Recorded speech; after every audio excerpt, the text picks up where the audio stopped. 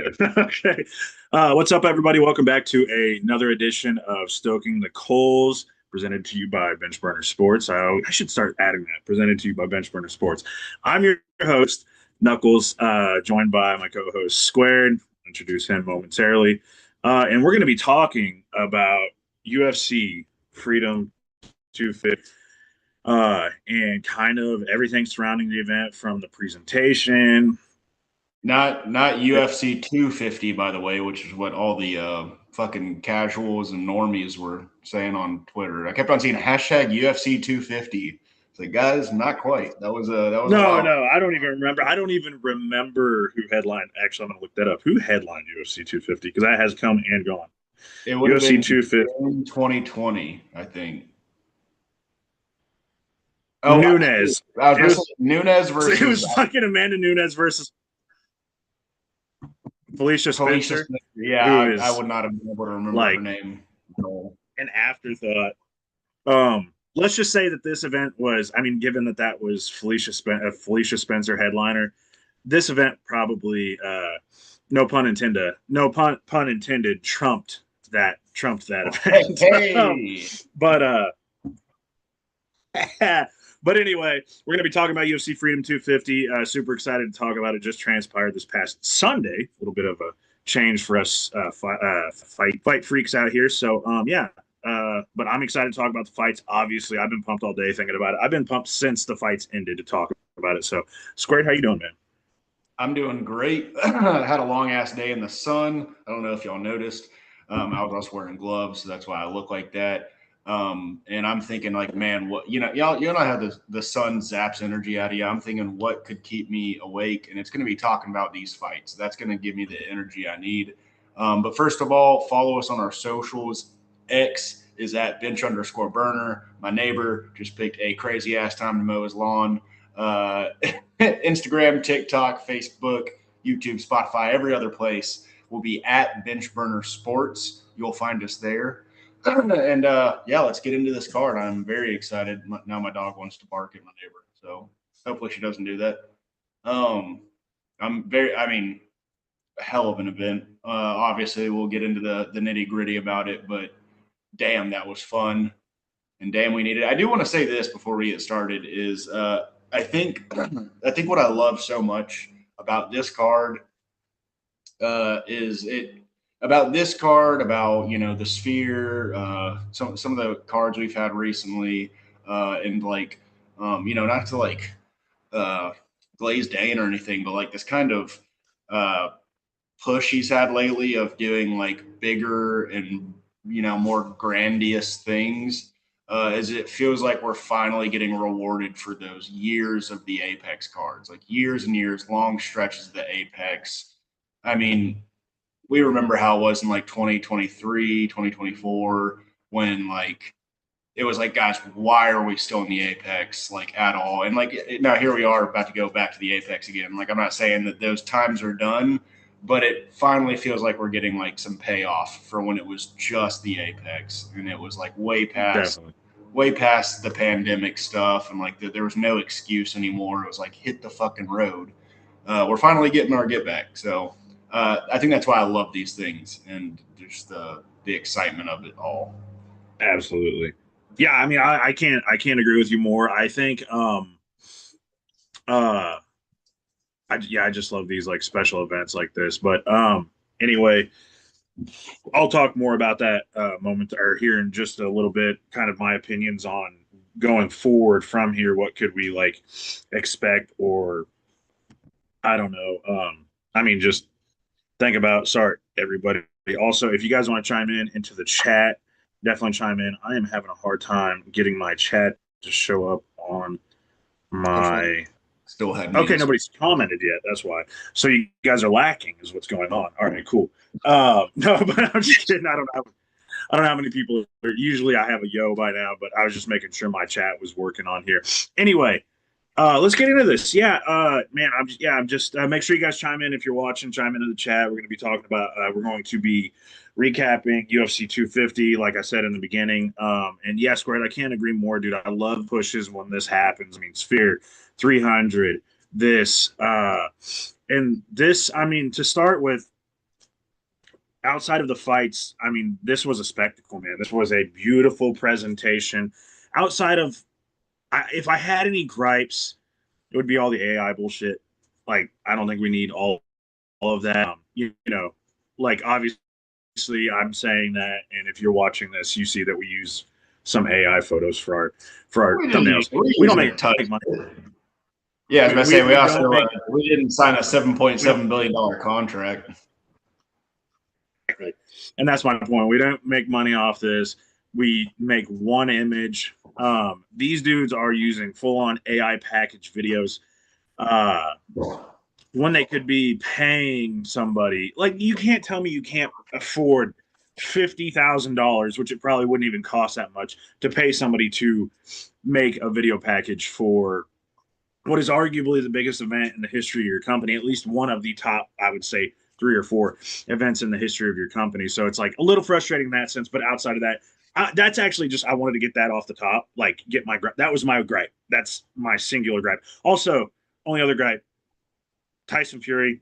What the fuck was that? But outside of that, I think that was him. I think that was him strong arming the brass. Like, he was supposed to come out and say he signed with Zuffa and all that, but he never signed a contract probably, and was like, well, I'm not going to say anything because I didn't sign a contract and I'm going to get more money out of these people.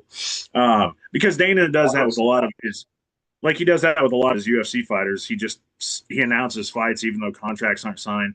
Boxers are different. They don't fall for that shit. And I think he found that out firsthand. But that's my gripes. That's my gripes to get that out of the way, was the weird AI stuff and the Tyson Fury thing.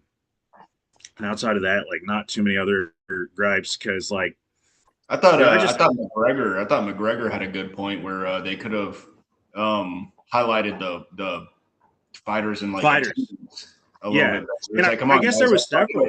y'all do it every event, and now Yeah, y'all are on the biggest like stage ever, and you're gonna skip out on being like, look who it is, guy. Like, look at these people who built this yeah. sport. You know, that I was a guess little there were several too.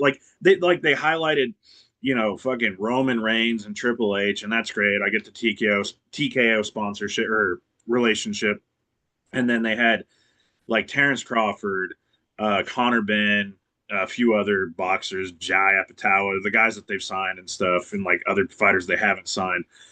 Um, but why like Connor said, why are you showcasing these people when there's fight? There were fighters in the crowd.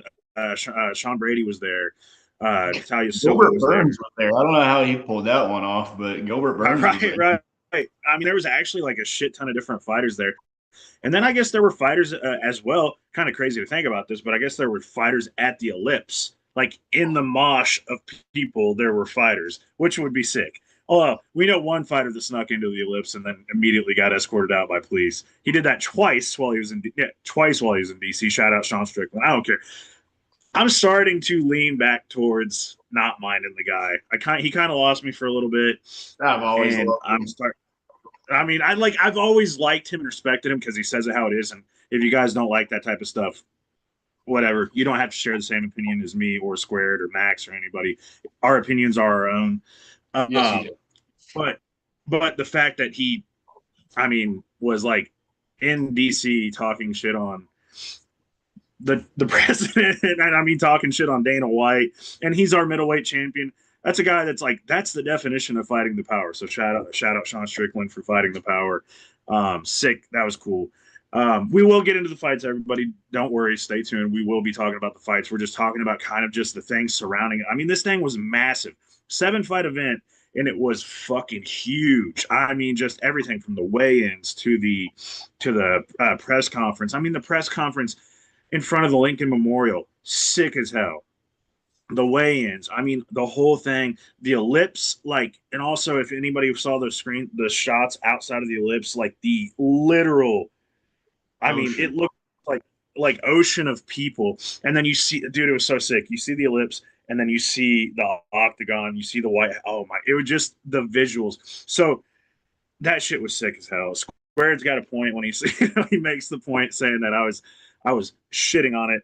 I was shitting on people involved with it, not the thing. Also, I made a tweet a while back about a funny tweet about the pyramids making the White House look like a trailer park. No, in fact, I was incorrect.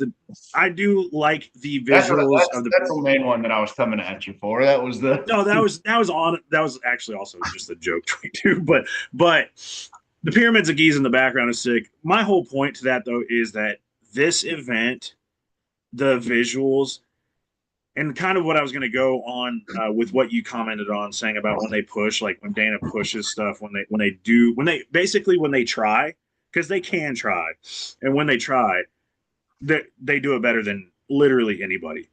So I think that what's up, Max? Uh, I think that if they tried, they could do this every year somewhere. Like next year, dude, I don't give a fuck. Next year, do it at Stonehenge. I don't know. Something sick. Like something so cool. I want it so bad. I would love. I mean, you could do like a Grand Canyon. I mean, I don't know how feasible that would be with the heat, but like a Grand Canyon or a Golden Gate Bridge event or a fucking Statue of Liberty on that island, a Statue of Liberty, like do a big event there. Something like sick stuff like that. Like who wouldn't love that? I know Dana hates outdoor events, but it would be so cool. And all the fighters, he even asked them at the post-fight press conference, "Did you like fighting outside?" And they're all like, "Hell yeah. Oh yeah, we loved it." Because there is something special about outdoor events. But it's almost like that's he just asked him because he wanted them to say no. Sorry to interrupt. yeah, and then like he wanted them to he say no. they all And said then they yes, all and said then he yes, was like, and he was like, well, still not happening. not happening. Still not. He does, yeah, because he doesn't. Well, the thing is, I think it's for him, it's so much stress, and I'm not allowing him to get away with this. If you want to be a CEO of a company, you're gonna have stress. You're gonna have to fucking try. Or you can put it on your stoolies. You can't tell me you don't have people under you that can execute all these problems. You think Roger Goodell is like, I'm going to make sure every single, NFL game is perfectly set up. No, because he relies on the teams. So set up people that have teams for every event. Like you got a Salt Lake City crew, you got a Vegas crew, you've got a New York City crew, you've got this or that. Have people below you, and you can't tell me you can't afford that because you're a $7 billion company. Anyway, off my soapbox. I just wanted to say that. What were your guys' thoughts on just the overall presentation of everything coming in, and like the way the way the whole event looked? I mean, I think they somehow blew all expectations out of the water. Like, I don't know what I expected, but I expected it to be cool. It was astonishing, though. I mean, Justin Gaethje's walkout was probably the best walkout in potentially all of combat sports history, at least UFC history. I mean, you got some competition. I think it beats. Pride. There's not very many Pride ones that are even close. Connors, There's some Pride Connors in Dublin was really good. Whoever was running the directing on the walkouts, that like the shot where it'd be them walking through like that outdoor like hallway, and it'd be like them passing from outside the columns. Yes, like a dope shot. Well, that looked like something out of a movie. It was so cool. Oh, dude, I saw somebody post a picture of like Alex Pereira standing way in the back in the pillars, and they just captioned it Michael Myers. It was awesome. Dude, Justin Gaethje, the start where he was reading the Declaration, the original Declaration of Independence, fucking national treasure style, and then just starts walking to Ain't No Grave Can Hold. Oh my god, dude, chills. It was also awesome. Shout out to whoever was singing that, because that was a beautiful cover. It was. That was incredible. Yeah. Marine, it was a Marine band, dude. It was Marine band killed it. Do you know that? Did y'all know that Connor Burke's brother was like there? Yeah. Was in there, yeah. Yeah, I was hearing him talk about that. That's like crazy. Like, what are the odds? Like, your brother was like this kind of prominent MMA media figure, and here you are playing at the UFC White House. The woman that sang O'Malley's Superstar, fucking killed it. Awesome, dude. Killed it, dude. You want to know a fun fact? The only fighter who didn't get an original performance was Ayman Zahabi. Yeah. What? That's so fitting. So fitting. Dude, but I thought the crowd that was there, it was mostly service members. They fucking crushed. Like, very loud, very present for being so like few of them. But I guess it was so compact that it probably helped with the volume. And especially that dome too. But I mean, just can't even put it into words how cool that was. Like I will probably. I've never gone back and rewatched an entire event, but I probably will rewatch that one eventually. Just the whole thing, like well, and the it's whole easy to spectacle. It's easy to ingest. It's easy to ingest because of 7 fights. Yeah, that, and they also like the pacing was really good. I expected it to be terrible, and it was great. Even with there was a couple fights where it got a little hairy, but not. It did, but also like they were all almost first or second round finishes. Like that's you can't expect much difference. Right. Yeah. But I mean, for that being the case, I thought they crushed the pacing. The event, the delay might have actually helped with that. Yeah. Looking back at it, the event. The pacing on the first 2 fights was sick. Like it was like boom, boom, like boom, boom. They knocked him out quick. Yeah. The fan event seemed like it was just crazy. Like it seemed awesome. Shout out to our boy Ricky Doobie. He was there. That's pretty cool. Oh yeah. That was. I mean, the whole thing just unbelievable. Like they topped the Sphere somehow. Like the Sphere was amazing, and I personally feel like they topped it. Greatest UFC event in history. I don't think they'll ever touch that again. I mean, so I looked at the numbers. They're not officially out yet because they have conference calls and budget reports coming up, but they're projecting that over 1 billion people watch this card. 1 billion. I doubt it. Wait till you see the numbers. The only reason I say that is because Paramount. Okay, number one, Paramount only has like 80 I want to say it's like internationally, it's not on Paramount. Internationally, it's on like TNT, other. Yeah, they're gonna fudge the They're gonna fudge the numbers. Plus, there's no way. They might be doing the Nelson thing where they'll be like, this was at a household of 5 people, so that was 5 people watching. They also, I mean, it's just you could turn it on for 5 seconds and that's a view. And I'm sure that's. Well, the only reason that I push back on that is because the most watched boxing event ever, which I promise you was watched by more people, didn't even come close to 1 billion. That's why I don't believe it. Like the Rumble in the Jungle had like 750 million or something. Right, that was a huge event for a combat sports fan. This was like a worldwide event. Like when did that happen? Rumble in the Jungle? That was like 60s, right? 60s or 70s. Yeah. We've got like 6 times as many people now. Look, dude, maybe it's not. Unless you're talking about a bunch of fucking Indians watching this card, I don't think 1 billion people watch. I mean, maybe Indians fucking love America. Sure they love going to spread the word. I almost said some stuff that I shouldn't have said. Look, well, regardless, I think the viewership was probably insane. My dad watched it. My dad has never watched a card in his life, and he watched it. My mom was asking me where to watch it. Everybody and their parents were watching it. Like, again, my dad has never even expressed interest. He'll ask me about the fights because he knows I watch them. Be like, oh, that's cool. I'm not watching. Trying to look up numbers. They're not out. I've been looking. But they're projecting over 1 billion. We'll see. It just absurd numbers. Regardless, it's going to be absurd. I think it'll be. If I had to go, okay, so 12 million people watched the Netflix card, or 17 was the peak, 12 was the average. Or Rhonda's going to be eating her fucking words about how they crushed the White House. If I had to make a number guess that was accurate, I would not doubt that. I would have to say minimum. I'm not even lying, and like people might be like, "Oh, you're fucking over objecting." Like there are people that will say that I'm being too generous. I would say 50 million at least, and I'm going to say 50 million domestically watched it. I think it's more than that. I would say, and that's fair. That's what Max, I'm trying to give you like what people think, because there were multiple MMA media members that said that they thought this would do like 10 million at most. Yeah, MMA media members are the most pessimistic assholes ever. You had like the biggest accounts on Twitter talking about it, but you also got to, and they were getting hundreds of thousands of likes. Well, and you also got to remember too, most media, and say what you want, and I'm not fucking getting this all political, but it does have to tie into politics. Is that most MMA media journalists are left-leaning, and so they're going to shit on this card because they think it's tied to. That was the thing too. I saw a lot of left-leaning media like actually embracing the card, other than fucking Damon Martin. Damon Martin, shout out. I don't think I don't think he's as left leaning as the I rest don't of. think he's Aaron Bronstetter. Ariel said the only thing. Ariel said the only thing he didn't like was the weird ass Tyson Fury one, which I agreed. That was weird. Yeah, I mean, Josh Hokett comment, which is not up to the UFC. Yeah. That's not their responsibility. Well, and then he said, I've never seen the UFC he said the AI slop.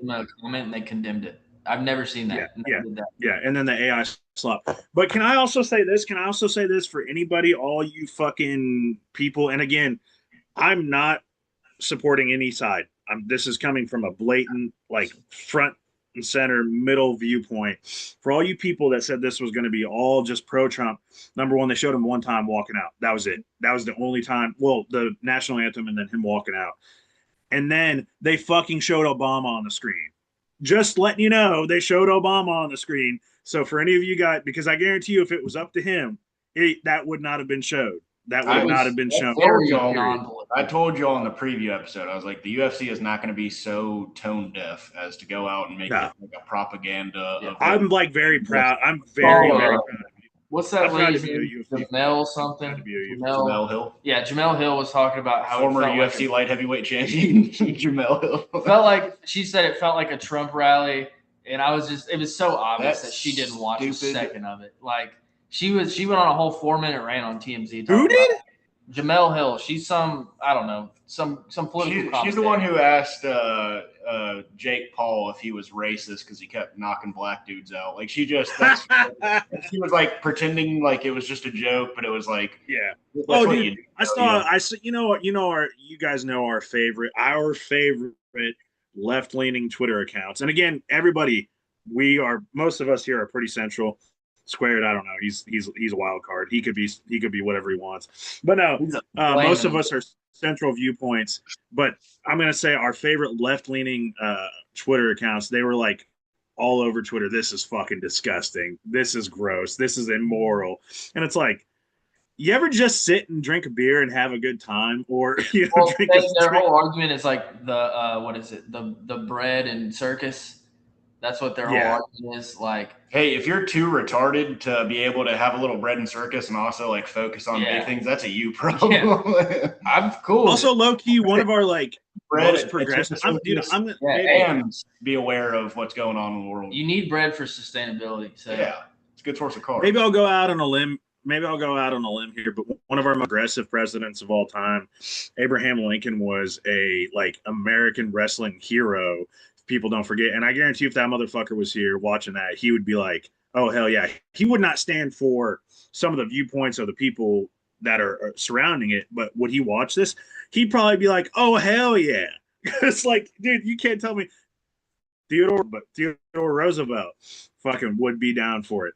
The one person also you guys want to argue against conservatism or whatever, John McCain, one of the most conservative, like he's a huge conservative Republican, would have died if like not in a good way watching this. So your argument politically anyway, let's get that out of the way. Vietnamese soldiers only had a portal. That would have been their torture method on him. Yeah. Just make him watch. He would have been he couldn't be like this. UFC Freedom 250. He's like, no. If anybody knows, if you get this, he couldn't be doing this, waving it off. He'd be like this. Stop. Sorry, that was a terrible joke. Terrible joke.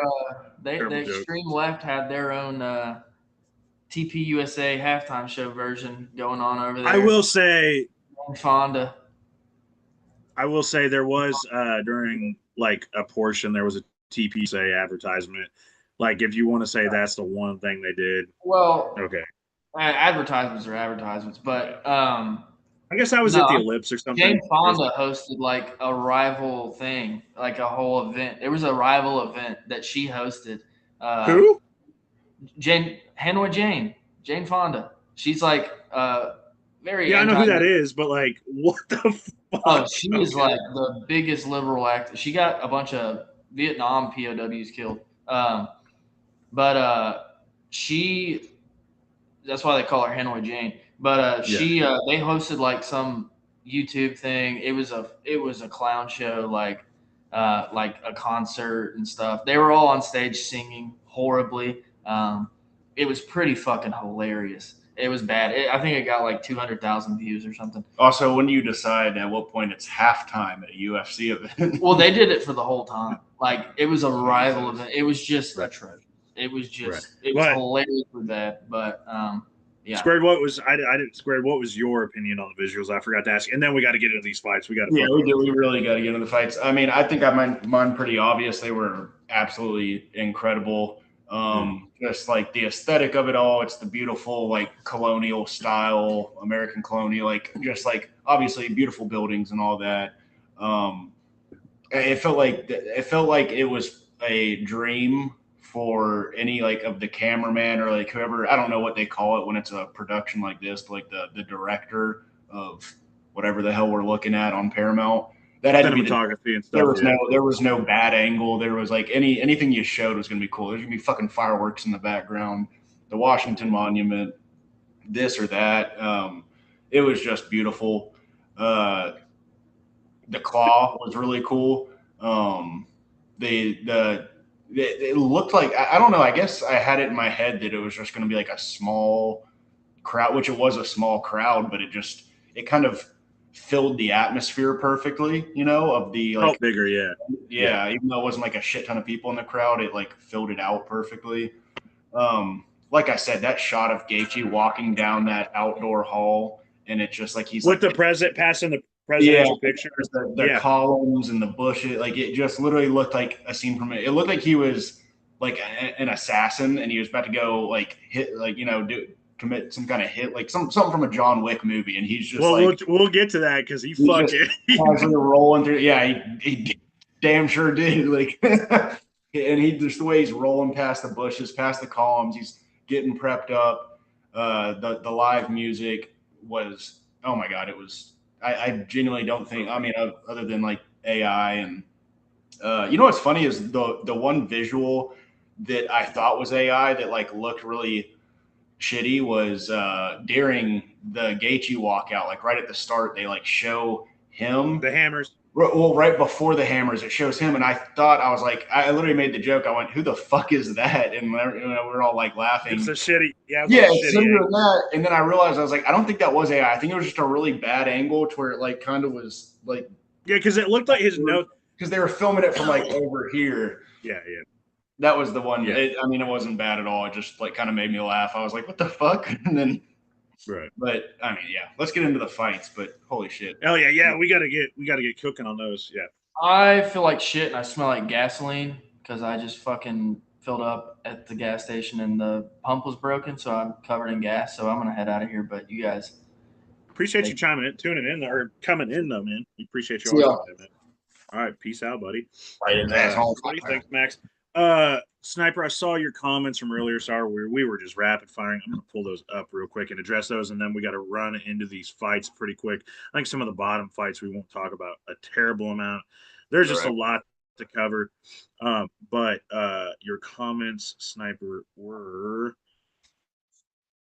you're kind of questioning the numbers as well. Didn't like the idea of Hogan fighting Lewis. I agree.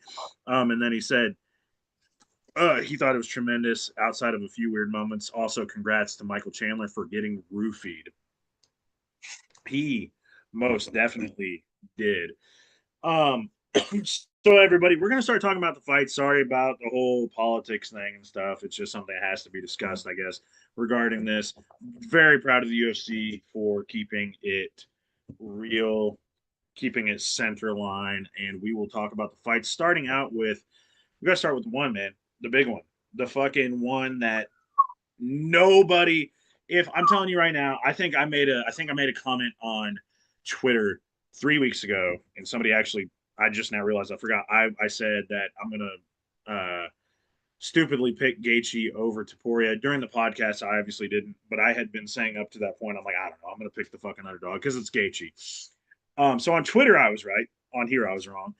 I saw a lot of people I think are full of shit. A lot of people were like, man, like I saw Instagram comments. I knew. Yeah. If you knew Gaethje, you knew he was going to win the fight. It's like, I do know. That did not make me think he was going to win the fight.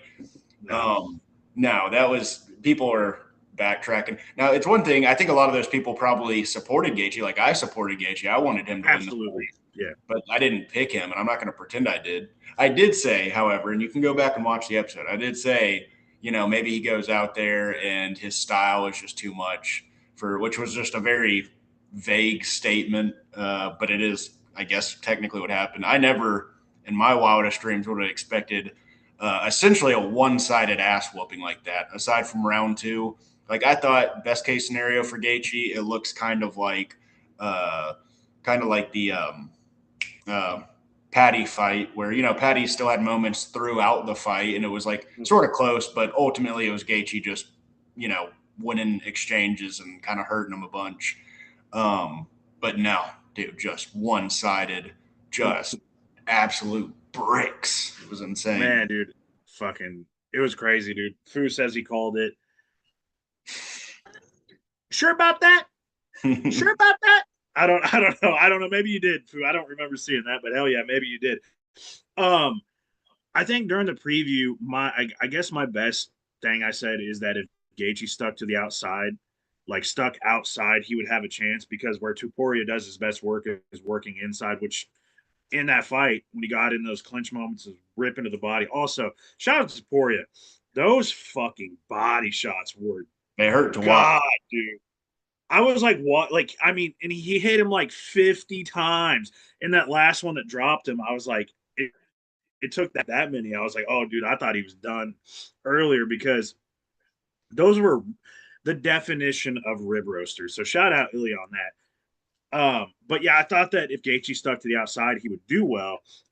But I just know Gaethje, and I thought he was going to go into his normal game plan, which was fighting close, which he did at some points, and he made it gritty. And I was just watching it unfold. I was like, okay. And I told myself, it was crazy. I was watching it and like literally saying to myself, okay, this is the part where Ilia knocks him out. This is the part where I was literally saying it out loud.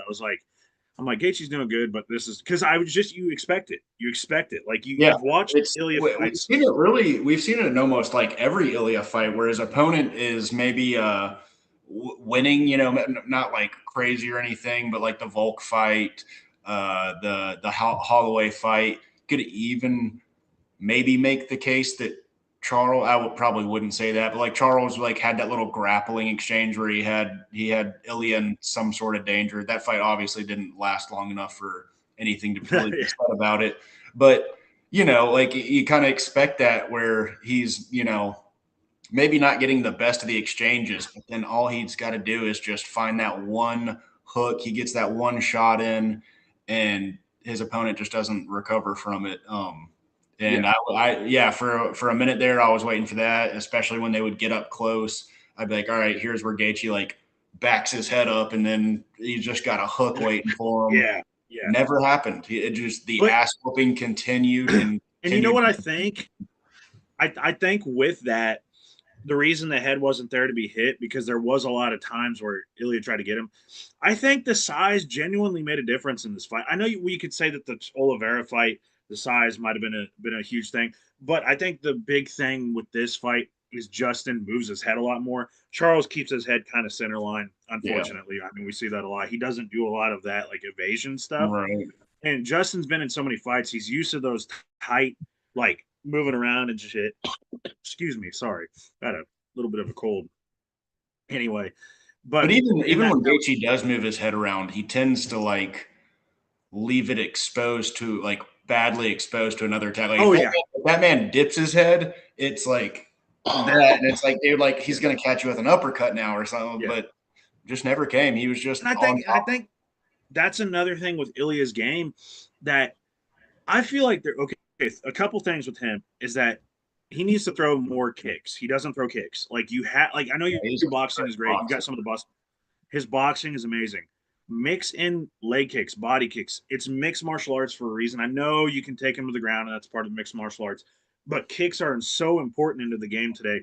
I mean, we saw Justin mixing in those crazy high kicks from the clinch. And I mean, I think he partially landed one, but it was really weak. And then even, the patented Justin Gaethje leg kicks, back in the day, we used to see him, I mean, all the time. He would just chop people's legs. We saw one, I think one or two, and I will say the one he landed was like solid. The one I remember, it was solid, and I'm like, oh my god. And I thought he was gonna start using that, and I was like, oh fuck. I was like, let's go, and he didn't, unfortunately. But excuse me. But that's the thing is you mix in stuff. You mix in knees. He had when he had Ilia hurt, he hit him in once. This is not when Ilia dropped from the orbital shot. This is when he hurt him and he got him in the clinch and he had him like this. He threw a knee up to the head. Not a lot of people notice that. It's just that mixing of strikes that Justin does so well. Uppercuts, hooks, jabs. And also Justin is never a jab person. And Trevor Whitman fucking honed this guy in. Shout out Trevor Whitman for taming Justin Gaethje and honed him in. And he's been shouting every fucking fight for Justin Gaethje, use your jab, and he never does. He listened this time and he put on the best performance of his career. I'm going to say it. Best performance of his career. The only ones that I can, the only Ferguson one's up there, but it didn't age very well. Yeah, like fuck, dude. I'm going to watch back both and see which one's better. He probably looked sharper in the Ferguson fight because he was younger. But this is a combination of this is a guy who pure entertainment, pure violence, and skill. This was like his skill combined with his violence, and it was something. It was like a movie, like you said with the walkout. It was like watching Rocky. The whole story of it too, like it is like too good. Yeah. Benoit or fucking Benoit. Sniper said, Benoit Saint Denis, your new nickname is Chris Benoit. I love that. It's funny. Justin Gaethje is the god of war. I don't make the rules. I mean, I'm telling you, dude. And when we're talking about it, Justin, the highlight Gaethje, it's not just like things he does. It's his whole, like, it's him. It's like, it's not moments. It's his whole career. I mean, Tony Ferguson fight. The Khabib fight was fun until it ended. Both Dustin Poirier fights, Patty fight, Chandler fight, Max Holloway fight until it ended. This fight, I mean, just God, I can't say enough, and it feels like there is nobody better outside of there's nobody better that could have happened to. Justin Gaethje worked for this, worked his ass off to get here, and excuse me. I want to, kind of sort of moving on, obviously still talking Sorry, about I know I've been on so I just wanted to ask, what do you think about Ilia? I know we talked about his lack of head movement. But what do you think? What do you think like went wrong? For me personally, and maybe I'm taking words out of your mouth. I don't, not trying to say you need to agree with me. I think it was just kind of simply put, it was just Justin being Justin. Justin hurts people, and I think that's probably the only way to. And now we'll have to see what happens when Ilia gets back. But that just might be the only way to beat Ilia is to just hurt him badly and just compromise him.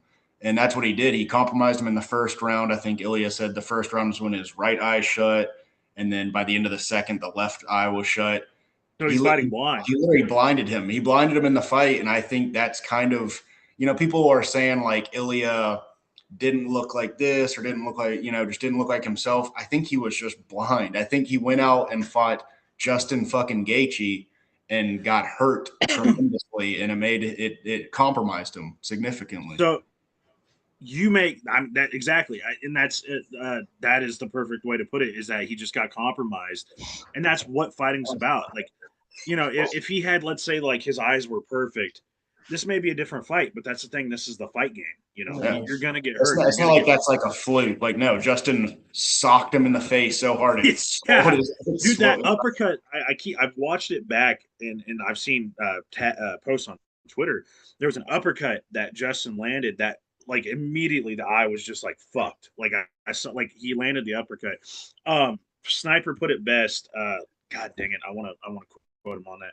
It's all good, Pedicus. Appreciate you for tuning in. You're not late. You're on time because we wasted like 30 fucking minutes talking about the visuals and the fucking all the bullshit surrounding the card. So we're gonna try to cook through this, but obviously we got to cook on this. Okay, so Sniper said not to glaze him, but Justin says it best. He was literally built for war, mentally and physically. That's what it was. That was the reason, because he's built for these gritty, moments, and like, I mean, in his head, he's got to go out there and think like, I am not losing in front of the nation. Like, I'm not losing in front of probably the biggest crowd, like, internationally, TV wise, it's ever watched. Excuse me, sorry. But I think the big thing was, like, technically, just quickly, Topuria guard up here, perfect for the Justin Gaethje special. The fucking the Marge Simpson, the uppercut from hell, like coming up underneath, man. That was part of it, and he kept landing those because Ilia keeps his guard high, when he keeps his guard high, it's here. And what does that leave? He's not keeping it tight enough. You got to keep a tight guard, or my favorite guard in MMA, my favorite guard in boxing, the old Sean Strickland and other boxers, the fucking Philly shell, that fucking tight Philly shell. I think if Ilia could develop that into his game, he might become the best fucking fighter in it. I don't know who beats, because it would have blocked that uppercut. But anyway, that was it. Like, the guard was the issue. And another thing I'm going to say too, he marks up so easily, and I think that is such a detriment to his career. And it's unfortunate because there are fighters that are like that. There's a lot of fighters that mark up very easily, and it, like, really hurts them in the long run. I can't think of any right now off the top of my head, but I know there are fighters in the past that could have had. Huh? I said Diaz. I mean, it's hurting him Diaz, now. yeah, Not that there's a whole lot on the line for him now, Yeah. but it's getting all his fights stopped. But Diaz probably could have had a more successful career if he didn't mark up so easy. But there's a lot of fighters who mark up really easily. I mean, if you think about it, Marab and his nose, like that's a target, and it can fuck with your vision too, especially if your nose gets cracked, fuck with your vision. But there have been fighters that mark up really, really easily, and I think that's a problem for him, because I think no matter what fight he gets in, obviously Justin hits like a fucking tank. But I mean, we saw it in other fights, like Max, who doesn't hit the hardest, had Ilia marked up pretty good by the end of the fight. Volk, through like a round and a half, had Ilia marked up pretty good. Josh Emmett, who didn't really provide much through 5 rounds, had Ilia marked up. And when you hit good and you hit hard, like Mr. Justin Gaethje, you're going to mark him up. And I think that's a problem. I think that's a problem going forward for Ilia. And it's actually a concern of mine that I think he can have success. And I'm going to be blatantly honest, I do think he will be a champion again. I'd say so. Armin is the only, like, problem. But I honestly also, I'm going to say this right now. Call me crazy. I still think he beats Armin. I don't know. I thought Armin might be. Armin can get hit. Armin can get hit, and if Gaethje doesn't have swollen eyes, or sorry, if Ilia doesn't have swollen eyes, then he'll be able to. And that's the thing, yeah. And I think that, okay, so I think Ilia beats Armin, but I think Armin beats Gaethje. It's all styles make fights. That's the thing about MMA. Style make fights. So, anyway, but it concerns me for, like, Diego Lopez moving up to 55. He's got a fucking chin. He's kind of like Justin Gaethje with a little less technicality. What happens when his eyes start getting, like, what happens when Diego starts hitting and his eyes get fucked up? Sorry, my dog's barking. Let me go. It's all good. Pedicus, we'll move on here shortly. We'll probably do who we think should fight next, whatever, just quickly. But Pedicus says, I think Ilia underestimated him and ended up trying too hard to get him out of there early like he promised. I agree with that entirely. Ilia was running into jabs and uppercuts, and the damage added up too quick. Yes, and that was bound to happen. I mean, we saw it with Conor. Conor thought he was inevitable, and then he ran into Nate Diaz. This kind of Conor, this might be Ilia's Conor, his comparison to Nate Diaz, and watch Ilia come out in the next fight and just dominate. Ilia needs us. Ilia was being let's be honest, Ilia was being a dick leading into this fight. Like, I'm not even talking about, like, the confidence thing, like the putting the rows. That's fun. Those are his theatrics. That's his thing. He was being a pompous asshole. You know, obviously Gaethje, you could argue that was a little out of pocket to, like, say like, oh, I would leave him too. That's whatever. Yeah. But then he just started getting all corny. When I lay the rose next to your body and I look over at your father and say, who's the short guy? Like, dude, shut the fuck up. Also, shout out to Square. Always shrug, like, they shrugged Gaethje off so much.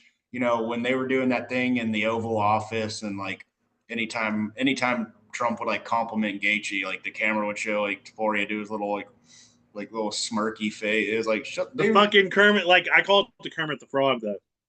Just oh my god. Shout out Alien for the Kermit funny the face Frog. you're making now that Gaethje just whooped your ass. I like Ilia. Sorry, but I like Ilia too, and he's going to be a great. Like, I mean, he'll be great. I think this is going to make him a more tolerable fighter too. Like, I think he's not going to be as pompous, and I'm just, dude, he's going to be hungry as fuck. I think coming back, it's kind of like Connor, dude. When Connor lost to Nate, came back, beat him, and then fought Eddie, and was hungry. I think that's what's going to happen here. So I'm going to say this also. I don't think Ilia fights for like at least a year, probably close to it. You can't. But whoever, it's a good thing he's still so damn young, but that's yeah. But whoever fights him, I pray for you. I pray for you genuinely because you're probably going to get fucking deadline. But Sniper, Sniper, perfect. This will be Michael the segue. We got one more fight for you. Segue. This will be the segue into. He says, "Do we think Justin retires?" He didn't. He said he didn't say anything in the octagon. My personal. So we do picks, obviously. Quickly after, obviously, we're taking a little while. We had to talk about this. This is great, but we do picks generally after the fact for the winner, sometimes the loser as well. For Justin, yes, I think he should. I think he should. Because the only other option is Armin, or if Dana really fucking hates Armin, Charles. And if they do the Charles rematch, I'm down. Do it. It's either Charles rematch or retire. I'm on the same page. Armin, I'm sorry. I know you deserve this, but get the fuck out of the way. I need you. Dude, yeah, I mean, come on, Charles. You can't really like say he doesn't deserve. Does Armin deserve it more? Yeah, but Armin's also like a dipshit asshole and is always causing issues. So I've had no problem with the UFC. Well, who looked at who did Oliveira last beat? He beat Max Holloway.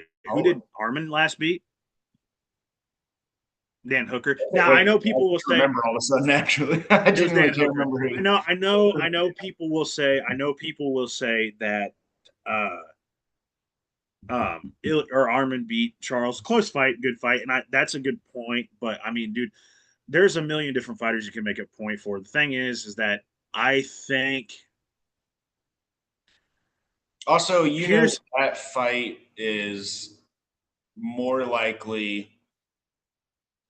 It could potentially solve the BMF crisis as well if you get it back over to Gaethje, because then that's assuming that Gaethje wins. I feel like if Charles does win that fight, he also wins it in an exciting fashion, so it's like fine for him to still have the BMF. Oh, dude, it's gonna be so. Gaethje wins it. That's cool. Gaethje's got the BMF belt again. He is a BMF, and then he probably does retire after that one, and then you can just start over new. And I would love Oliveira versus Gaethje at MSG. There's too many MSG fights to make right now. I'm sure there's like 1.5 million or whatever, but of course we've got the little bit more of the year to play out to develop those storylines. But I mean, because you've got a lot of fighters in the mix. BSD and Patty are about to fight. That could really determine who Armin or Charles is fighting next, or even fucking like, I don't know. Let's say BSD goes out there and flatlines Patty in 25 seconds. He could be the guy getting the fight. Who knows? Because BSD's sick.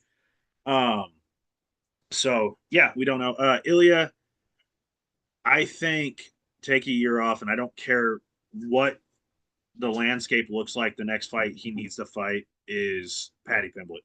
Just plain and simple. I think Paddy Pimblett's the fight. Seems fair to me. Now, okay. So co-main event. Obviously we spent a long time introducing all this shit. Co-main event: Alex Pereira versus Cyril Gahn. Gahn's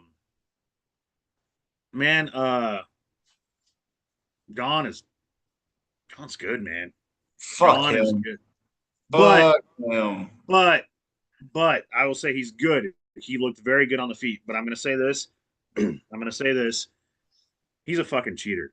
He's a a cheater. cheating piece of shit. And then he does all that and still gets he knocks him down. He mollywops the back of his head and still ends up with a standing TKO. How the fuck do you do that? you punk ass bitch. Because he has no power. That's the thing. I think okay, so I think no matter what, I don't know if Pereira was gonna win that fight. I'm just gonna be blatantly honest because the speed disadvantage was so apparent. And also Pereira was like, he was not throwing. He wasn't throwing anything. He wasn't. I picked Pereira, but if I knew that he was going to come in heavier, then and I saw how big he got, but like to see he looked a little rough. He came in heavier than Gone, I would have maybe rethought that because I knew Gone was going to have a speed advantage. Yeah. Alex honestly doesn't move his head very well at all. No. And doing it at a bigger weight where he's going to be a bit slower against a very fast striker like Gone. Yeah. That was a recipe for disaster. And that's what we got was a nasty, disgusting F5 tornado disaster. I hated it so much. And I'm going to be honest, like on the feet, Gone looked phenomenal. Somebody said that it was like the best performance of his career. It could have been. But again, when you're fighting somebody who doesn't move their head and is not giving you like any offense back, I'd love to look at those striking numbers for the whole fight. I would say that Pereira landed less than 20. Like, I'm going to be honest. He landed a couple leg strikes, a couple jabs. Also, I think he got really discouraged from throwing leg kicks early on because he threw one calf kick. And I think it partially landed, but was mostly checked. And then after that, he was like, "Oh, I give up." Dude, you got to keep doing it. Like, that's happened to you before. I don't know. But who knows? I don't know, man. Like, he looks slow. He looks so fucking slow. It's a combination of he's 39 years old and he had way too much weight on. I think if he'd come in at like 240, I would have been way more confident. I think he kind of like tried to bulk up a little bit too much for this fight because I think if he would have come in at what he walked around at when he fought at light heavyweight, which was like 240-ish, he'd have been fine. I think the speed would have been there a little bit more. But Gone looked great on the feet, very fast, very crisp, checking strikes, blocking strikes, doing the. I mean, just he looked great. He looked really good, and he looked dangerous. And it's going to be a great fight against Tom going forward. But I think, I mean, we got to be honest, man. Like, he's a fucking cheater, dude. Like, I can't get past because I rewatched. And it's every single fucking fight. Fuck you, Herb Dean, because he came out with a video today discussing like what was back of the head strikes. How are you defending? Like, okay, he said what was coming across. Like, literally, it was hitting. Let's say that this section right here, or let's say this section right here is the back of the head. He was literally like that on the back of his fucking. How do you cover that? How do you like? Herb Dean, stop. It's the same shit with the eye poke thing that you came out with after Tom Aspinall fight. Stop with the eye pokes. Also, stop letting Herb Dean ref fucking Cyril Gone fights. Stop. Herb Dean needs to I'll go ahead and say it because I'm tired of pretending this isn't the case. Herb Dean is a pretty shitty ref. He's one of the worst. He's really bad. He gets so much respect because he's been around for a good long time now, and he's been in a lot of the big fights. That doesn't matter when you're still fucking it up, dude. Like, he's not a good ref. I've never been a fan of his, to be honest. Nothing personal. I'm sure he's a great guy, but never been a fan of his reffing. I might be wrong, but I'm going to look this up because I don't want to be incorrect, but I think he reffed that Tom Aspinall fight. It might have been Mark Goddard, but I don't remember. Fu said they should just have a thumb war. I agree. Let me check Sherdog because Sherdog usually has the refs on there. So the ref for the Cyril Gone fight was Jason Herzog. Oh yeah, I remember that. And we got to remember Herzog. There's been some questionable activity surrounding Mr. Herzog. You know who they need to have that fight? Well, they won't because he's English, but it really needs to be Mark Goddard. He's the best in the sport right now, I think.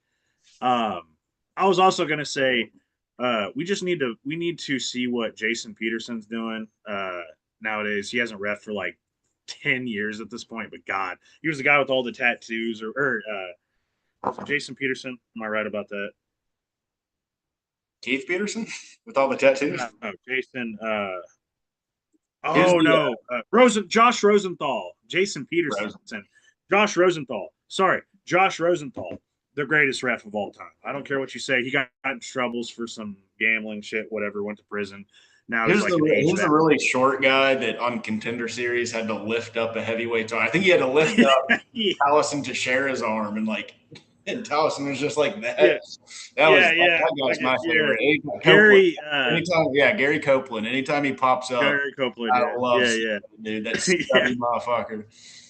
You know who we need? Who we need? No, because that'd be bad. But I was gonna say Mark Tognoni because, like, let's say Aspinall flatline's gone, he'll let Aspinall hit him like 6 more times before he stops the fight. As he should. Yeah, Surreal is gonna get he's gonna get a silver platter of revenge, and it's gonna be served cold, and I'm looking forward to it whenever it comes. I think I'm going to say this, and I'm probably completely off base and wrong. Um, I think Josh Hokett's a little small for him. We might talk about that momentarily. I think Josh Hokett's a little small to beat Gone, uh, but I just have this faith in my head and in my heart more than anything, that the truth is going to arrive, and that truth is named Sergey Pavlovich. And I feel like if he throws lunch boxes like he does, like he looked like he gained his confidence back. And if he gets that, Cyril Gahn can try to punch him. He doesn't hit as hard as Tom Aspinall. So when Sergey's going forward, he gets hit by a couple Cyril Gahn shots. He'll eat them, and Cyril Gahn's gonna like just take fucking 20 fucking lunch boxes. I call them lunch boxes because they're the size of lunch boxes to the face, and then lose, and then we can get the Tom Aspinall rematch. And yeah, I have a faith. I don't know why. I just want Sergey Pavlovich to be good. Maybe it's something about he's like the king of the milk bags. My milk bag thing with the two Moldovans.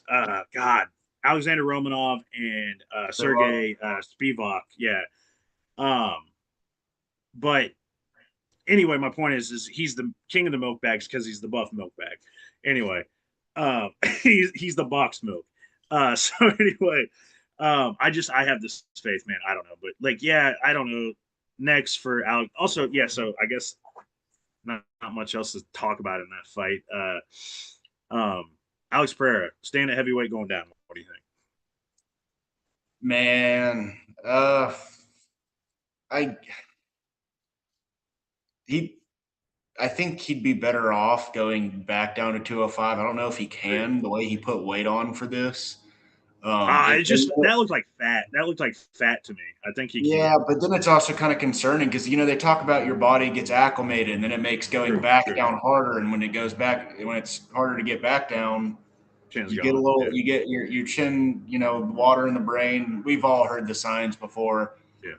I'm genuinely concerned that Alex's career is over now.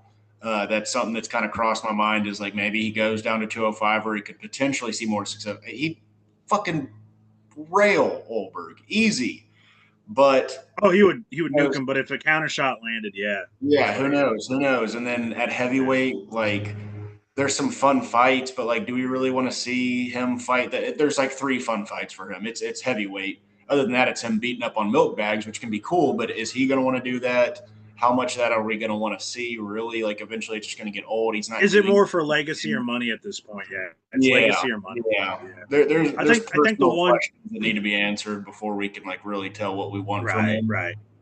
And I think the one fight at heavyweight, like the guy called for it's Hokett, but I don't think he wants to give Hokett that.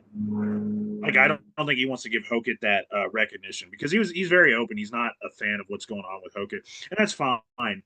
So like at heavyweight, if he doesn't fight Hokett, he'll fight Pavlovich, he'll fight Volkov, he'll fight somebody like that. Yeah. So those can be good. Yeah, I'd say maybe stick around at heavyweight, and I wouldn't mind him versus like a Pavlovich. That could be fun. That could be fun. I kind of unfortunately, I don't know. Does Alex's check left hook hit first, or does Pavlovich just swing and hit him first? And the thing is, like when I say he throws, Sergey's like when he throws, it's kind of halfway technical. He's not a God. There was somebody that threw just crazy and technical that would just wing it. I can't think of it in my head, like Ty or Derek Lewis, where they just wing on technically. Like Ngannou when he threw against Rosenstruik when he was just throwing shit. Misses like 20, but then on the nose. God, that's a fight that I'd love to see is Pavlovich versus Ngannou. But anyway, and then for Gane, obviously it's Tom Aspinall. But Fu said something super interesting.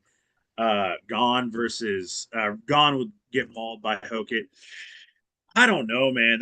The weight is a big thing. I don't know.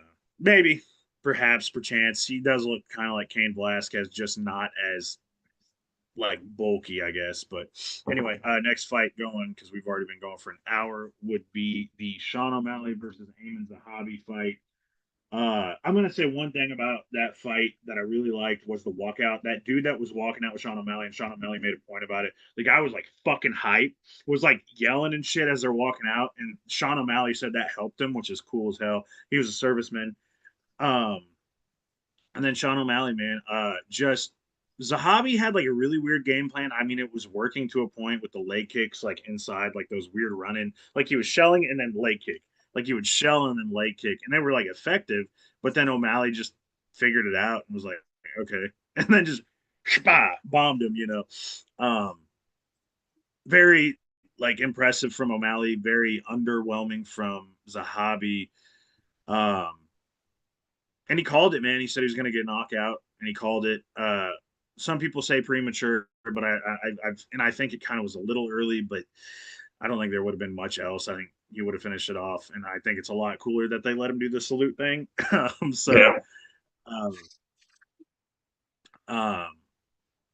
Yeah, man. Not a whole lot to say about that fight. I'm pretty much same page. It was what I think expected. It was the one where going in, we're like, all right, at least we know the American will get this one. Obviously, we got an even better one later in the night, but we got that one. He styled on him, fucking emoted quick as hell before that man's back even touched the canvas. I don't even think the back of his heel had touched the canvas yet, and he was already just going crazy with the salute. I was like, all right. Fucking hell yeah. So shout out Sean. Next fight, I think he called for Piotr Jan. I think if Piotr Jan wins the rematch with Merab, which is not announced yet, I expect it to be announced before too long. I do think Sean will fight that. Amin Zahabi, he'll probably be the next guy to fight Umar because Umar's fighting everybody that's not the fucking champion. So it'll probably be Umar or Song or Figgy. There you go. Amin versus Figgy. Perfect matchmaking. Old men fighting each other. So there we go. I'm down. Next fight up, Hokit versus Lewis. If I'm not mistaken, right? Is that the next one? Let me pull up. I believe so. I'm gonna hit the boys' room real quick, but as soon as you do that, I'm gonna go do the same. But anyway, I'm gonna introduce this fight. Josh Hokit versus Derek Lewis. Also, Pedicus. I'm gonna bring that up actually while he's running to do that. I'm gonna bring that up in the chat right quick.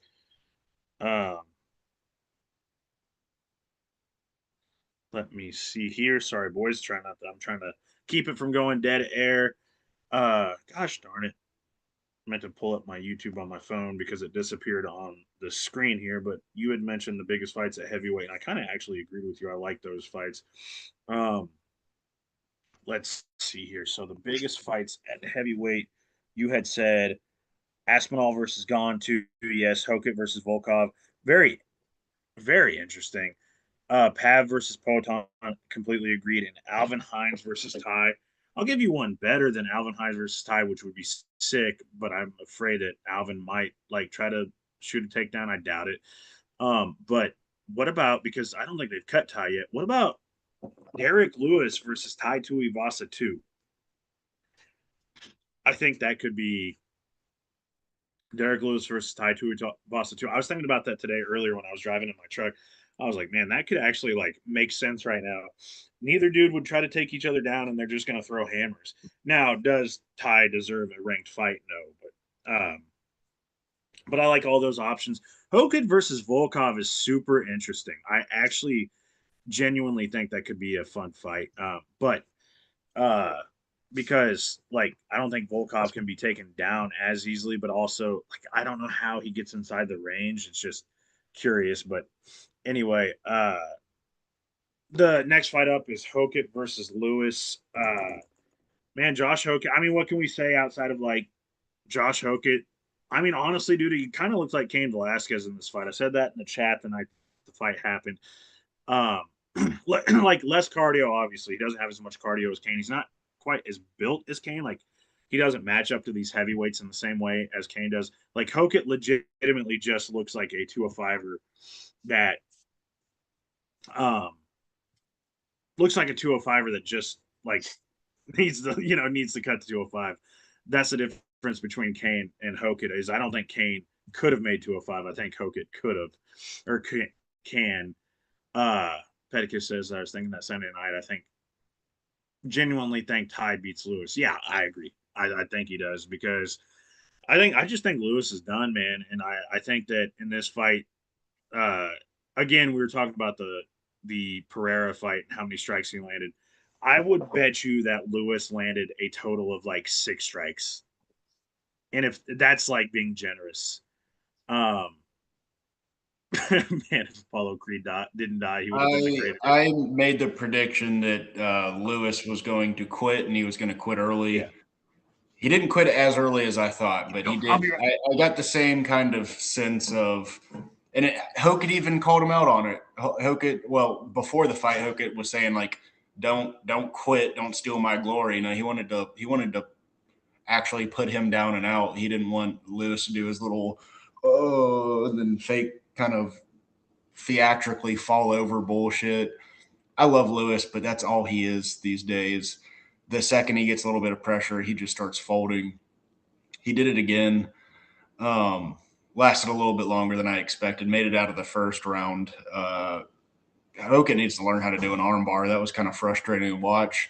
But the best is yet to come from Hokut. Wait, you're talking about that armbar. I legitimately think he did that crushed on his purpose. nuts. Wow. I know. I think he because dude, when you're trying to frame for an armbar, he was laying flat. He was so high. Yeah. He just, okay. If you're that high, you just raise your ass a little bit and you crank it to a direction and you crank it. I was when we were watching, I was like, if he just kind of sinks a little bit lower, gets his feet on the other side of his torso, of Lewis's torso, he could easily do that. Remember the nastiest armbar that we've ever seen, and it didn't even end in a submission. Beneil and Charles versus Ferguson. Remember? I was thinking of that. Yeah. Charles tucks it under his arm, and then didn't Beneil get him in 1-2? He got a nasty heel hook on him. That's right. Yeah. But Charles tucks it under his arm. I might be mistaken, but I think he got his wrist under for extra leverage. Or maybe I'm misremembering. No, I think he had his hands by his side, but he tucked it under his arm and and that shit was, oh my God, it looked like it was about to explode. I was thinking like, dude, but he didn't. Yeah, because you get it on your hip, and you raise that hip. Yeah. And I think it was more so he was being fucking like it was showmanship. I really think it was. I think everyone was making jokes that he was, everyone's done anyone who's done any jujitsu like tried an armbar at one point and just crushed their own nuts. And at one point, I was like, he did it. Yeah. Hell yeah. But that's what makes me think.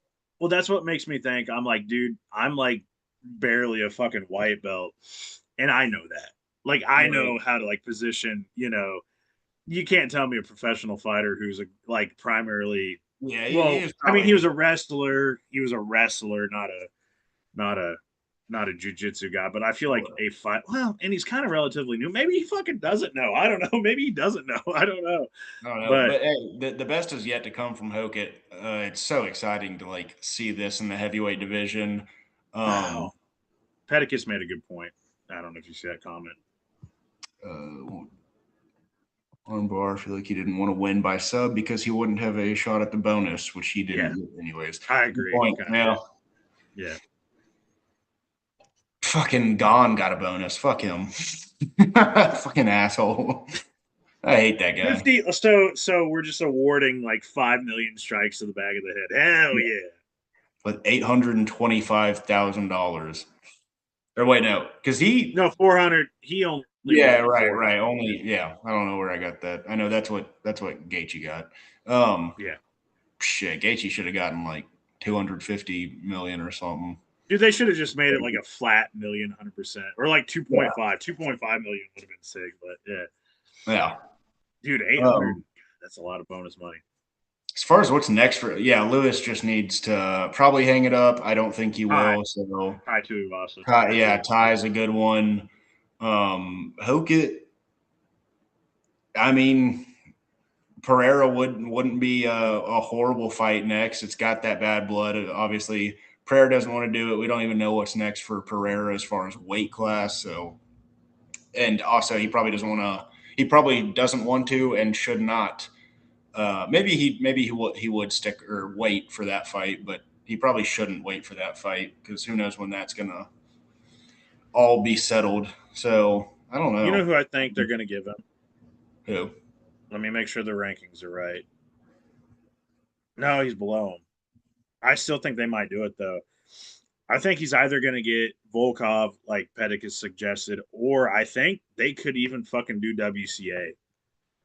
I could see that, yeah. And because I think it's kind of like punishment for the Michelle Obama comment. Dude, I think if he had not fucking said that, he probably would have been in better favor. But you know, it is what it is. I mean, he's a hot ticket. I think the UFC is going to capture that, and they like that. But at the same time, they've got to like also. I think if he had done that at any other event, yes, they wouldn't have given a flying fuck. But he did it at the White House. It made it on CNN. They're trying to keep it nonpartisan, and now that's like a talking point for the opponents of the event to be like, look at what they were doing. Yeah. So, yeah. Because they're going to blame the UFC. They're going to blame the entirety of the company for that. Yeah. So I think he might fucking unfortunately have to fight WCA, who is behind him in the rankings now. He's either going to have to fight him or Volkov, which is probably not a great matchup for him because Volkov has learned how to defend takedowns. And he's so much bigger. Jesus Christ, he's so much bigger. Next fight up, not too much to talk about. Sacrificial lamb style. Is Mauricio Hufi versus Michael Chandler. Man, don't know. I genuinely don't know why this fight was even on the card. Maybe it was to like pay back Chandler for waiting for so long for Connor, which is great, whatever. But my big thing, I think, is a shitty ass payback. I think you're frozen squared, maybe potentially. Is that just me? Am I frozen? I just see black right now. Let's see. Yeah, you're just darkness to me. Okay, hang on. Darkness imprisoning me. There you go. There we go. Okay. Yeah, it said my internet connection was unstable for a second. Okay, we're good. All right, we're good. We're back. Yeah. Okay. Yeah, it was my side. God damn it. Anyway, but anyway, yeah, man, Michael Chandler, who, if you don't know, I mean, outside of like, paying back Chandler, dude sucked for Chandler. The one thing I have to say is that I don't have much to say outside of like we expected this. Yeah, it was so like obvious, and that's what kind of pisses me off is like, why'd they do that? Why that wasn't good for Hoofy. No one was like, look at Hoofy go. That was incredible. Jesus, you're beating nobody gained anything. Nobody gained anything, and like it just shortened Michael Chandler's career, kind of made him look like shit, Yeah, it was such a awful fight. Made no sense. And Chandler's got to hang it up. He has got yeah, to. There's yeah, nothing there's nothing that he would want. And I love Chandler. I know he is an absolute cornball. He's not a good fighter. He's just not what he used to be. And even when he used to be a good fighter, he still wasn't like a next level top tier fighter. He was just very fun and like was super ferocious, and that got him a lot of wins. Got him belts at Bellator. yeah. Uh, but that's not there anymore. The guy, even at the start of the UFC when he was losing, but like making it super entertaining because he was always right there, like really close to winning, would like, really put Justin Gaethje, the current champion, in like deep danger. Put Charles in deep danger. Um, put Poirier in deep danger. Like all these guys, would get fighted out. He's not doing that anymore. He is going out there and getting his ass whooped and not even making it fun. And that's just like kind of all he had to offer. Now, if he wants to like continue, he needs to fight like the Frivolas. Uh, he needs to take a massive step back, and I don't think he wants to do that. I think I as a fan of his, because he got me into MMA so many years ago, back in his Bellator days. I hate to like say like hang it up. I would like to see him stick around, maybe get at least one more win versus some scrub. But it's probably best that he just hangs it up. So that's really my take on the fight. Hoofy, you belong in jail for this. You are disgusting. Dana White, Sean Shelby, whoever was responsible for making this fight, rotten hell. You suck. Like that was nasty. That was gross. That was elderly abuse. That was so mean. I will say he looked like me before the finish. He looked like he was having fun. Like I think Hoofy whipped on a couple shots, and Chandler was like woohoo like that. And I was like, hey, and then he just died, and I was like, oh. Dan was a good dude. I'll never forget meeting him. I was at a homecoming game. It was my first year of college, first year out of high school. I went back for a homecoming game, and the team that my high school was playing is a high school that Chandler's sort of associated with to extents. And I'm just like standing there. I was talking to my brother, and I'm like looking in this direction, and Michael Chandler just like crosses my line of sight. I'm not the kind of person to ever like, get out of character, like hawk someone down for like a picture or anything. I literally like was talking to my brother, and I go, that was Michael Chandler. Let me go. I just walked up to him. I was like, Mike, fan, like, mind if I get a picture with you? Coolest dude I've ever met. So that's why I love the guy. Hate to say it, but you got it. Like it's because I care about him, and I want him to have those fun fights, but he's not doing that anymore. So put the gloves down. Yep. Yeah. I mean, Pedicus just suggested a good matchup if they let him have another fight. If he decides to fight again, Drew Dober, don't mind that fight. He said just two balls of muscle going at each other. Dude. That is perfect, age appropriate matchmaking. Would love that fight. Also, if Connor comes out and looks like absolute dog shit against Holloway, still got that chance there. Because Connor will have one more fight on his contract after. Yeah, this, so. But then also, who knows how that's going to look? Maybe they're trying to like shit on Connor on his way out, so they give him like Carlos Praches or something. Like, here's the problem though. Here's the problem though is that the cover curse, the EA Sports cover curse, which is proven real in football and fucking MMA now, because like every champion that's ever fought loses after the fact. Like I think it's actually proven true for even like Valentina. I mean, she lost a Grasso or whatever, so yeah, it's proven. Poatan just lost. He was on the cover of UFC 6. Holloway was on the Ultimate Edition cover. So, Ooh. Dude, if he fucking maybe Holloway was getting it out of the way when he fought Charles. Maybe he'd already. Bro, if Connor fucking sparks him, I will like. I'm gonna fucking have to study. Like, it's gonna be some Illuminati shit. I'm like, where, like, what is? Also, I could be mistaken, but I was thinking about the EA curse. I think the EA, when they were like doing a little White House promotion, they posted. Well, I got to check it real quick, but they posted like one shot where it's like the video game character version of Ilia, like landing a shot on Gaethje, and then one of the video character version of uh, Poetan Gaethje or landing Poetan. on Surreal. I could be mistaken. Let me look at that, but it's like that curse. Fucking EA curse, dude. Even EA their curse. Instagram posts, it runs deep. Hell yeah, EA curse. But while you're looking for that real quick, I want to say this. Michael Chandler says, "See you at the top." I think the thing is, I think it's about the journey. I'll just say that, Michael Chandler. I think it's about the journey. The top is the friends that we made along the way. Let me make sure you can see it. Oh yeah. Yep. Sparking. Oh yeah. Yeah. Dude. EA. Instagram posts are cursed. Somebody needs to sue him.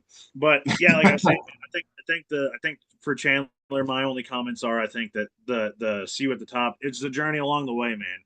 It's the journey that we took, always in fun fights, like barely very few boring Michael Chandler fights. um and I think the top is the friends we made along the way. See you at the top is the friends we made along the way. But shout out Michael Chandler, man. I gotta love the guy. Like, from High Ridge, Missouri, so he's just to the south of me. Shout out Missouri natives. Love, yeah. It's just like anybody, you want to be proud of your hometown boys. Obviously, he's a Nashville-based guy now, so it's very big for you as well. So definitely shout out him. But yeah, man, Mizzou legend as well. Also, shout out. I'm wearing a orange New York hat. I mean, it says Brooklyn, but it's New York City. Shout out Knicks. The reason I want to say that real quick is because OG Ananobi, the guy who hit that one of the big shots in the game four, the big shot that won the game, is from Jefferson City, Missouri, which is literally like an hour and 15 minutes away from me. So shout out OG Ananobi. But anyway, outside of that, I just gotta shout out my boys. But anyway, yeah, Michael Chandler, man, love the dude. I'll always love the dude. I don't care, man. Just guy's always happy. I love that. He's always a happy-go-lucky dude. So, the next fight, Bo Nickel versus Kyle Dawkins, kind of like, I mean, went how we expected. Some people thought Kyle Dawkins might come out and knock him out. Bo looked great with that takedown, that fucking high leg, and like, God, I don't know wrestling technicalities because I went to a school that was too small for wrestling, unfortunately. But I know that like the high leg and the dump that he hit on him, I was like, I know that's some shit that people probably hit in wrestling. And I was like, oh, that was beautiful. I watched it and I was like, oh shit. I'm like, oh, he got him. So Square knows more about wrestling. I like Bo's new infatuation with getting his legs up in the air with these kicks. It's been kind of fun. Yeah. He's definitely adding to his arsenal. I think the RDR loss taught him a lot. He's adding to his arsenal. He's becoming a more complete fighter. Still very young. I know he wants to be more active. He was saying like obviously he wasn't going to pass up the White House card, but wish he hadn't waited so long from what was the fight before, like November, I think. Yeah, I think, dude, if he's going to get back in there, he's got to get back in by like September. Yeah, he's got to get because we're at. Yeah. And I'm sure he wants to, and I'm sure he plans on it. It's not like he got hurt very much in this fight. Right. Get in there in September, and then if you can get a good quick win, because somebody suggested he might be ranked after this fight. Actually, I think rankings just come out today. Let me see if he is. I don't know. I doubt it. Oh, they did. They put him in there. I'm sure they're trying to slip him in. Because Anik said, well, you've got to think he's going to be ranked. And I was like, when Anik said that, I was like, yeah, I don't know about that. Who did he replace in the rankings? Who was at the bottom? Who was 15? Kopolov? No. Oh, I'll bet you money. Did they take out Costa, or no, they already took him out? I don't know who they took out, but anyway. Yeah, Nickel. Well, the bad part is, oh no, dude, the perfect. I mean, do you have anything else to say about the fight outside of like? No, I don't have to say. Not really. Because I was gonna say we're probably getting towards the end here. Dude, perfect next fight actually. Number 14, Roman Dolidze. I think that'd kind of be the perfect like next. Okay. I like that. It's either Bo Nickel or it's either Roman Dolidze, or I think the only open like ranked fighters are Izzy. Oh, well, names. Oh, Pedicus said he took Ikram's spot. Oh shit. Fuck. Yeah, he's probably better. I don't know. Fuck. Like when rankings wise, he took Ikram's spot. What the hell is Ikram doing? I feel like I haven't heard his name in a while. Dude, that guy cannot like he should be like he's not the best, but he's good enough. He should be like number 10 right now, but he just doesn't fight. Well, soon enough, RDR and Rob will be out of the rankings because they're going to fight somebody at 205. So I'd say Bo's either. Oh, dude, they might do it. They might do Bo versus Izzy. Fuck. That's interesting. I don't know. Honestly, I don't know who wins. Yeah, I like the progress that Bo's making, and then obviously Izzy is in not a good spot in his career, but like that's but still. Bo doesn't I don't know if he's ready for Izzy yet. Izzy's style, Izzy's lengthy striking. I don't know if he's equipped for it yet. God, that's got. Oh my gosh, I don't even know. Yeah, I think there we go. That's my pick. I can see Bo that. versus Izzy. I think that's I my could see pick. Izzy. I could see Izzy wanting to do that too because he does have a legit chance to win it and a legit chance to win against a relatively big name. So, God, I'm dude, that fight intrigues me. That fight intrigues the fuck out of me because it's almost like a not quite as developed version of Joe Pyfer, but with a little bit better wrestling. Well, obviously a lot better wrestling, but like, God, oh fuck yeah, that intrigues me. That really intrigues me. Sniper said Bo versus Fluffy one day would be fun. I agree. I think if they fought right now, I think Fluffy would fucking devour him. But that's just me. Again, I don't know. Maybe I don't know. Bo's wrestling. I don't know what Bo's cardio is. That's the question. But valid. Yeah, Izzy versus Bo. I've sold it on myself. Izzy versus Bo. I need I'm it. right that one. I like that. And then Dawkins, let Dawkins just go fight a guy. Let him go fight a guy. That's all I gotta say. Pedicus says I think they give Izzy Shara. Only reason I disagree is because Shara's not ranked and Izzy would like probably lose to him, unfortunately, just at this stage in his career. And I think they're trying to protect him at some point. But and then the beginning fight, the fucking shot, like one of the best shots from the whole fucking event, Diego Lopez standing like White House standing on top of the cage, the fucking arms out. God. Oh, I think I froze again. Yeah, you went black again for a second.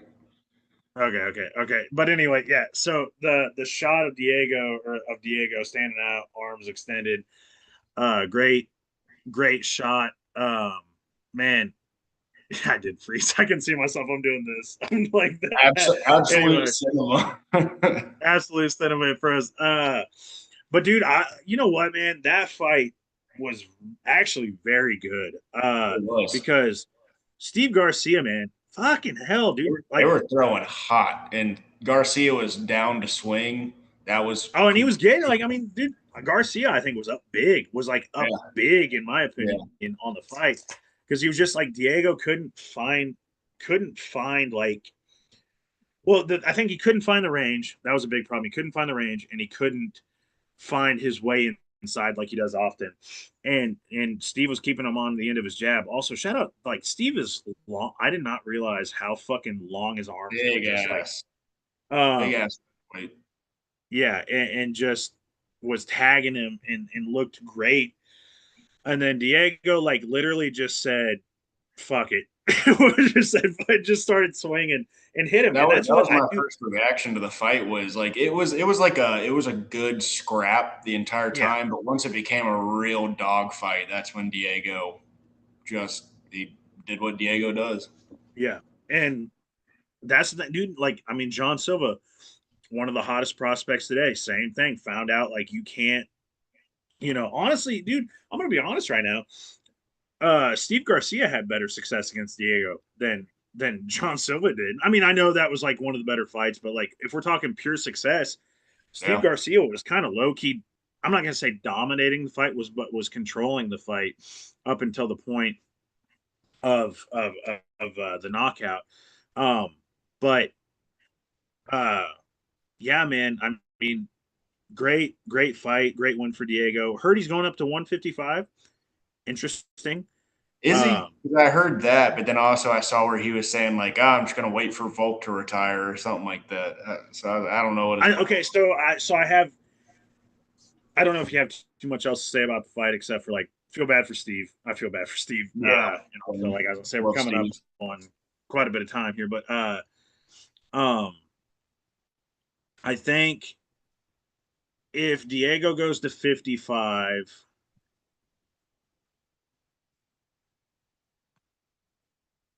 Gamrot would be fun because it could really like let Diego exercise those grappling demons. It's kind of like the lesser version of Mavzar, like those grappling demons he had.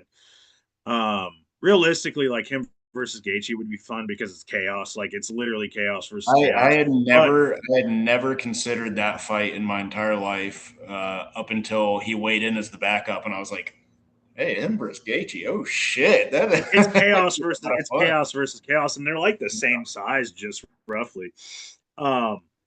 But I think at 55, if he went in there right now, just trying to think off the top of my head, like Faziv's getting ready to be booked. Let me look at the rankings real quick. I'll pull them up. Fuck it, Chandler. You got to give him. I think you got to give him a top 10 guy. I think you got to give him a top 10 guy. Oh, dude, let him fight Rufy. Like he already beat John, one of his team. Well, I guess Hoofy and John aren't on speaking terms. Plus Volk is coaching Hoofy now, so it's like, yeah. You've got your. Oh no, dude! Just do. I'll tell you a fun one. Unbooked. Diego versus Dan Hooker. Boom. There you go. We got it. Oh, fuck it. Yeah, I like that. Also, Pedicus just said something, and I wanted to fucking see it. I forgot to. Garcia versus Pico, Battle of the Glass Cannon. Yes, I actually, dude. I 100% agree with that, dude. Because, fuck, who would win that? I kind of think Steve might. Yeah, I'd lean Garcia. Yeah, but that's probably the one. Like they've probably been looking for an opponent for Pico, like somebody that's not going to hurt him. And this is like this is an opportunity for him to succeed. But Steve also knocks out everybody not named Diego Lopez, so it's like it'd be 12 versus 10. What'd you say? Who'd you say? I said or Calvin Cater. Or Calvin Cater, yeah. Might whoop his ass, but he's not knocking him out. Dude, Cater, we got to talk about Cater's chin too. It's top. Like he absorbed like what 500 strikes from Max Holloway. Yeah. Damn, it's up there with Vettori, but Vittori's got the chin. We all know that. But yeah, for me, Garcia versus Pico. That's probably next. Like yeah, that's a good pick. Good one. But anyway, do you have anything else to say about that one? No, that's it from me. All right, fuck. Sorry everybody. We spent way too long on the beginning of that talking about the bullshit politics and everything. And Max had to just give his dumbass opinion no one asked for. And then but anyway, we appreciate everybody tuning in. Oh, we'll do you got a spark? I mean the whole fucking card, I guess. Yeah. I'll tell you my card right now. It was the airplane flyover during the national anthem. There you go. Spark of the card. Honestly, the one that like I'm not gonna lie, like I know it's late in the card, but my spark probably the Justin Gaethje walkout. Like that, I was like, oh, like yeah. I know it's late, but if we're talking, my early spark, yeah, it's probably Diego Lopez on the side of the cage standing up doing that. Yeah. But yeah, that's probably it. Either that or Bo's high leg takedown, like one of those two things. Those were pretty sick. So yeah, but anyway. Yeah, we've been going long, boys. Tuesday night, we're both fucking tired. Appreciate everybody tuning in. And thank you guys for commenting, Pedicus, Foo, Sniper, everybody, and appreciate anybody new that got to tune in momentarily to watch this thing. It was just nice to get like my opinions about the card, and obviously Squared. I'm sure he feels the same. Kind of off of our chest. I've been wanting to like speak this into existence. I don't have a whole lot of friends that I get to talk about MMA with, so um, appreciate you guys tuning in. Love doing Stoking the Coals. We're definitely going to do more. We'll have more content coming going forward. I'm going to be doing more of those quick round things with Knuckles that Squared produced there. We're going to be doing more of those, and I don't know. I might do one this week for the Apex card coming up because we probably won't obviously do a breakdown for that. But yeah, appreciate all the comments. Appreciate everybody tuning in. Appreciate everybody giving their opinions on the card, and let us know what you guys think in the comments, even after the fact, or share this with your friends, family, anybody, whatever, and see what their opinions on the card was. All I know is this was a blast to talk about, a blast to watch. And honestly, man, like after I get ready to go lay down, get ready for bed, I might replay the Gaethje and Topuria fight because I love this event and I love that whole thing. So we'll see what happens. But appreciate you guys so much, and we'll see you guys soon. Squared, take it away, buddy. All right. So first and foremost, follow us on our socials. X is at bench_burner.